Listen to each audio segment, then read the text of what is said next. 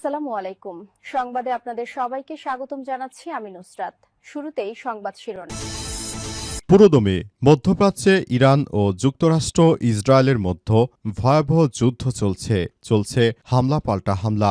এরই মাঝে ইরানের একটি ক্রুজ ও ব্যালিস্টিক ক্ষেপণাস্ত্র হামলায় ধ্বংস হয়ে যাচ্ছে মধ্যপ্রাচ্যে যুক্তরাষ্ট্রের একের পর এক সেনা ও বিমান ঘাঁটি। এ অবস্থায় মধ্যপ্রাচ্য থেকে পালাতে শুরু করেছে মার্কিন যুক্তরাষ্ট্রের দোসরেরা। যুক্তরাষ্ট্রের যেসব সৈন্যরা ছিল তারা মধ্যপ্রাচ্য থেকে পালিয়ে যাচ্ছে। আজ সৌদি আরব থেকে অসংখ্য সেনা পালিয়েছে। এরই মাঝে মধ্যপ্রাচ্যের মুসলিমদের বিস্ফোরা নামে খ্যাত সংযুক্ত আরব আমিরাতে সবথেকে তীব্র হামলা চালাচ্ছে ইরান এবং বাদ যাচ্ছে না দখলদার ইসরায়েলের হাইফা সহ গুরুত্বপূর্ণ এলাকা। এ অবস্থায় আমাদের হাতে চলে এসেছে এই যুদ্ধের সর্বশেষ তাজা আপডেট সংবাদ। প্রথমেই জানাবো, কুয়েতে ইরানের একের পর এক হামলা, 6 মার্কিন সেনা নিহত। আলহামদুলিল্লাহ, কুয়েতে অবিরাম হামলা চালিয়ে যাচ্ছে ইরানি বাহিনী। ইসরায়েল ও যুক্তরাষ্ট্রের যৌথ হামলার জবাবে মধ্যপ্রাচ্যের বিভিন্ন দেশে মার্কিন ঘাঁটিতে হামলা অব্যাহত রেখেছে তেহরান। তাদের হামলায় 6 জন আজ মার্কিন সেনার মৃত্যু হয়েছে এমন তথ্যই জানিয়েছে কুয়েত। এরপর জানাবো, ইরানের হুমকি শুধুমাত্র ইসরায়েলের জন্য, আমাদের জন্য নয় বলছে মার্কিন যুক্তরাষ্ট্র। অবশেষে মার্কিন যুক্তরাষ্ট্র দখলদার ইসরায়েলের হাত ছেড়ে দিচ্ছে। তারা জানিয়েছে যে এই যুদ্ধ লাগিয়েছে হচ্ছে দখলদার ইসরায়েল। এই যুদ্ধের জন্য দখলদার ইসরায়েলের কারণে যুক্তরাষ্ট্রকে অনেক কাঠখড় পোড়াতে হচ্ছে। এখন কি তাহলে হাত ছেড়ে দিবে মার্কিন যুক্তরাষ্ট্র ইসরায়েলের? তাহলে ইসরায়েলকে বাঁচাবে কি? এদিকে ইরানে হামলার জন্য সামরিক ঘাঁটি ব্যবহার করতে দেবে না স্পেন। আলহামদুলিল্লাহ, ইউরোপের একটি দেশ স্পেন, যারা সংখ্যাগরিষ্ঠতায় খ্রিস্টান হলেও তারা এবার জানিয়েছে যে তাদের কোনো সেনাঘাঁটি বা বিমান ঘাঁটি মুসলিমদের বিরুদ্ধে যুদ্ধে ব্যবহার হতে দেবে না। মার্কিন যুক্তরাষ্ট্রকে সরাসরি এই যুদ্ধ চালানোর জন্য নিন্দা জানিয়েছে স্পেন।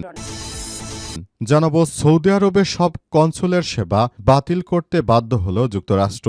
ইরানের একের পর এক মিসাইল হামলায় অবশেষে সৌদি আরব থেকে যুক্তরাষ্ট্রের সব সেবা বন্ধ হয়ে গেছে।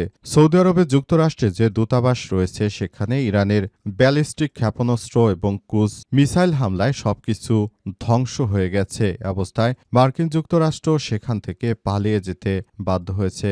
বর্তমানে আসলে মধ্যপ্রাচ্যের কোনো দেশ থেকে যুক্তরাষ্ট্রের আর কোনো দূতাবাস চালনে সবকিছু ধ্বংস হয়ে গেছে। এবং সর্বশেষ জানাবো, উপসাগরীয় অঞ্চলে কি পরিমাণ অস্ত্রশস্ত্র দিয়ে আক্রমণ করেছে ইরান সংখ্যা প্রকাশ করল তারা। মধ্যপ্রাচ্য এবং মধ্যপ্রাচ্যের বিভিন্ন যুক্তরাষ্ট্রের ঘাঁটি এবং ইসরায়েলের তেল আবিব, হাইফা সহ যেসব জায়গায় হামলা হয়েছে সেখানে কি পরিমাণ অস্ত্রশস্ত্র ব্যবহার করেছে তার একটি তালিকা প্রকাশ করেছে ইরান। এ বিষয়ে খুবই গুরুত্বপূর্ণ সংবাদ জানাবো। কুয়েতে 178টি ব্যালিস্টিক ক্ষেপণাস্ত্র এবং 384টি ড্রোন আঘাত করেছে। সংযুক্ত আরব আমিরাতে 182টি ক্ষেপণাস্ত্র, 159টি আটকানো গেছে এবং এছাড়াও 645টি ড্রোন আটকানো হয়েছে। 44টি দেশীয় অঞ্চলে আঘাত করেছে। বাহরাইনে 70টি ক্ষেপণাস্ত্র নিক্ষেপ করা হয়েছে কাতার থেকে। কাতারে 104টি শক্তিশালী ক্ষেপণাস্ত্র নিক্ষেপ করেছে ইরান। সৌদি আরবে কি পরিমাণ অস্ত্র দিয়ে আঘাত করেছে সে সংখ্যা এখন পর্যন্ত জানা যায়নি। প্রিয় দর্শক, এতক্ষণ শুনছিলেন সংবাদ শিরোনাম, এবারে বিস্তারিত। তবে তার আগে বন্ধুরা অনুরোধ থাকবে এই সংবাদটিতে একটি লাইক দিন। এই চ্যানেলে আপনি নতুন হয়ে থাকলে আমাদের সংবাদটি দেখতে দেখতে চ্যানেলটি সাবস্ক্রাইব করে রাখুন। কমেন্ট করে বন্ধুরা আপনার মূল্যবান মতামত জানিয়ে দিন আপনি বিশ্বের কোন দেশ থেকে বা বাংলাদেশের কোন স্থান থেকে আমাদের সংবাদটি দেখছেন এবং শুনছেন। আর বন্ধুরা, সংবাদটি আপনার সোশ্যাল মিডিয়া ফেসবুকে শেয়ার করে বন্ধুদেরও দেখার সুযোগ করে দিন। গাজা যুদ্ধে আপনি যদি নিরীহ ফিলিস্তিনিদের ভালোবেসে থাকেন কমেন্টে ইয়েস লিখে পুরো বিশ্বকে জানিয়ে দিন। এবারে বিস্তারিত। কুয়েতে ইরানের একের পর এক মিসাইল হামলা, 6 মার্কিন সেনা নিহত। এইমাত্র কুয়েতের আকাশে একের পর এক ইরানের মিসাইল ঢুকে পড়ছে। এতে মার্কিন যুক্তরাষ্ট্রের 6 জন সেনা নিহত হয়েছে বলে তথ্য পাওয়া গেছে। এই তথ্য পাওয়ার পরই কুয়েত থেকে এখন নতুন করে পালাতে শুরু করেছে মার্কিন যুক্তরাষ্ট্রের সেনা সদস্যরা। তারা কুয়েতে এসেছিল মূলত মধ্যপ্রাচ্যে বড় ধরনের অস্থিরতা তৈরি করতে, কিন্তু ইরানের মিসাইল হামলায় তারা সেখান থেকে আসলে পালাতে শুরু করেছে। তারা শেষ পর্যন্ত সেসব জায়গা থেকে পালিয়ে তারপর অন্য কোনো দেশের উদ্দেশ্যে পালিয়ে যাচ্ছে। তাদের এখন মূল উদ্দেশ্য হচ্ছে তারা দখলদার ইসরায়েলকে রক্ষা করবে এবং সেদিকেই তাদের সেই প্রতিরক্ষা ব্যবস্থাগুলো নিয়ে তারা পালিয়ে যাচ্ছে। নতুন করে এখন বড় ধরনের সংকটে পড়েছে মধ্যপ্রাচ্যের যারা সৌদি আরবের শেখ রয়েছেন তারা। কারণ সৌদি আরবের শেখেরা মনে করেছিল যে যুক্তরাষ্ট্র তাদের বিপদের সময় সহায়তা করবে, কিন্তু যুক্তরাষ্ট্র এখন দেখা যাচ্ছে যে তাদের সৈন্যগুলোকে নিয়ে তারা মূলত একরকম সেখান থেকে সরে ইসরায়েলের দিকে চলে যাচ্ছে। কারণ ইরানের মিসাইলগুলো ঠেকাতে এখন তারা ইসরায়েলের দিকে যাচ্ছে, কারণ ইসরায়েলে একের পর এক মিসাইল হামলা চালানো হচ্ছে।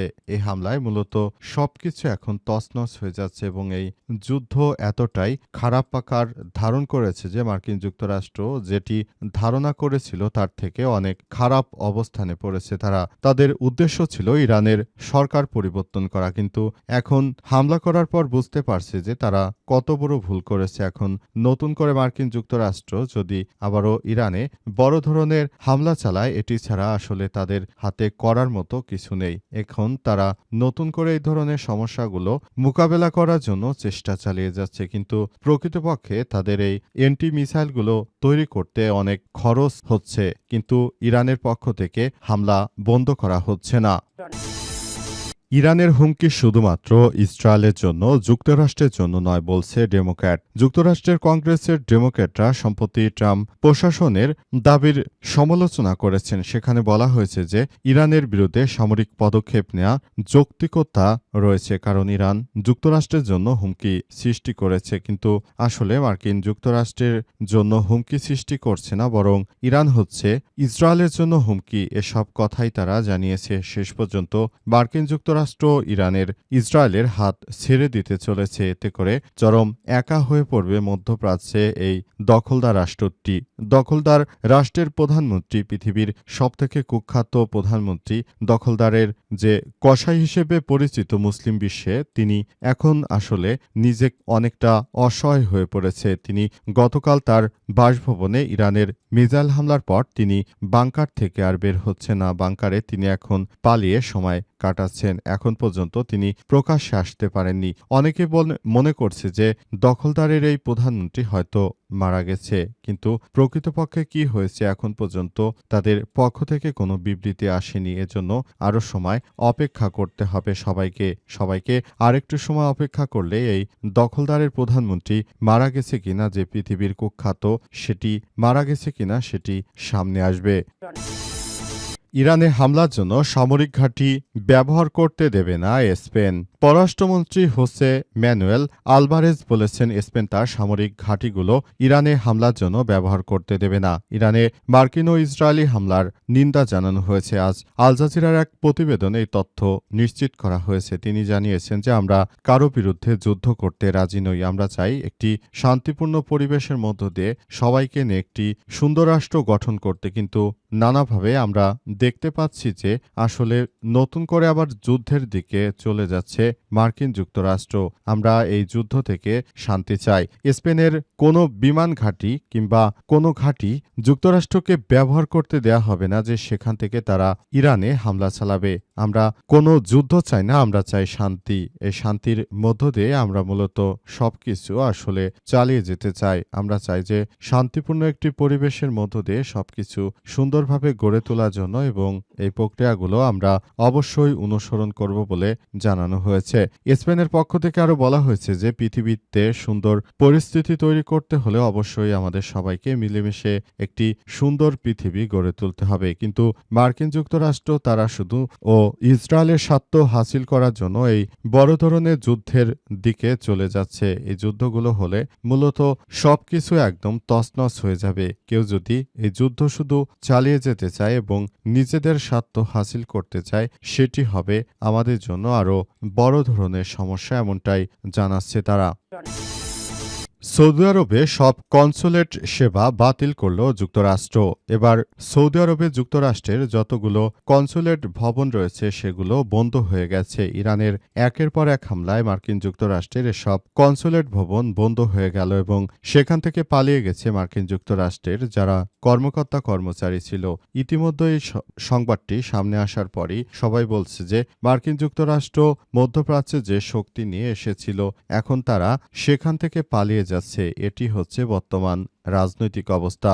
দীর্ঘ যুগের পর যুগ ধরে যে মুসলিম বিশ্বের নেতারা তারা মার্কিন যুক্তরাষ্ট্রকে অন্ধের মতো বিশ্বাস করেছিল, কিন্তু এখন তারা বুঝতে পারছে যে তাদের প্রকৃত বন্ধু মার্কিন যুক্তরাষ্ট্র কখনোই হতে পারেনি। কারণ মার্কিন যুক্তরাষ্ট্রকে তারা crore crore dollar, billion billion, trillion trillion dollar দিয়েছে প্রতিরক্ষা শিল্পকে বাঁচিয়ে রাখতে, কিন্তু এখন দেখা গেল তাদের বিপদের সময় এই রাষ্ট্রগুলো আসলে তাদের পাশে থাকলো না। কারণ এই যুদ্ধ বাঁধিয়ে গেছে মার্কিন যুক্তরাষ্ট্র, কিন্তু যুদ্ধ বাঁধিয়ে এখন নিজ দেশেই তারা পালিয়ে যাচ্ছে।